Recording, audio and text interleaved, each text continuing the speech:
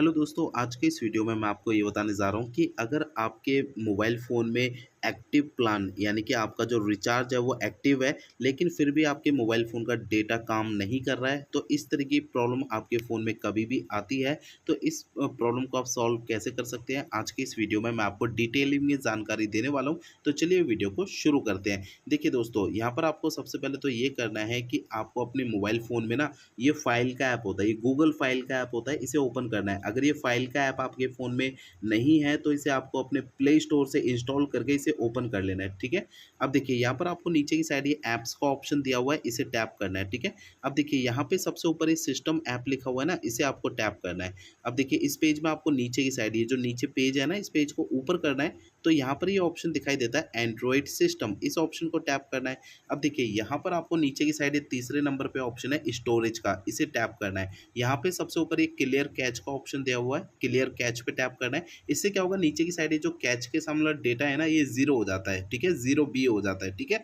इस बात का ध्यान रखना है दोस्तों। कई बार ऐसा होता है हमारे मोबाइल फ़ोन का ये जो एंड्रॉइड सिस्टम होता है ना, कभी कभार ये ठीक से काम नहीं करता है, जिसके कारण जो है हमारे मोबाइल फ़ोन का जो डेटा होता है वो काम नहीं करता है, ठीक है ना, एक्टिव प्लान होने के बावजूद भी, ठीक है।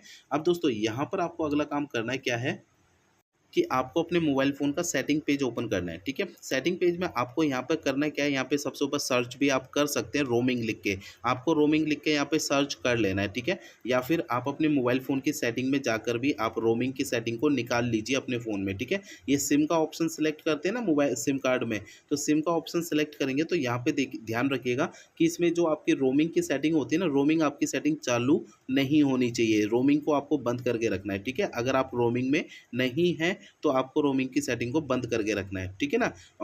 और दोस्तों अगर आपका फ़ोन अगर रोमिंग में अगर होता है, दूसरे एरिया में होता है, तो आपको रोमिंग का ये जो सेटिंग है इसे चालू करके रखना है। अगर रोमिंग में आपका फ़ोन नहीं है तो इसे बंद करके रखना है, इस बात का आपको ध्यान रखना है, ठीक है। कई बार जो है इस सेटिंग के कारण भी जो है हमारा मोबाइल डेटा जो है काम नहीं करता है एक्टिव प्लान होने के बावजूद भी, ठीक है ना।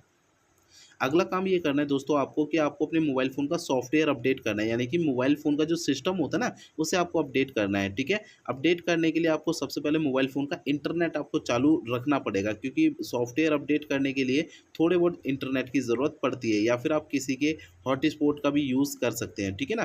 तो आपके मोबाइल फ़ोन की सेटिंग के अंदर, मोबाइल फ़ोन की सेटिंग के अंदर आपका जहाँ कहीं पर भी सिस्टम सेटिंग जो आपको दे रखी है ना, उसे आपको सेटिंग को ओपन करना है, अपने मोबाइल फ़ोन की सिस्टम सेटिंग को, ठीक है ना।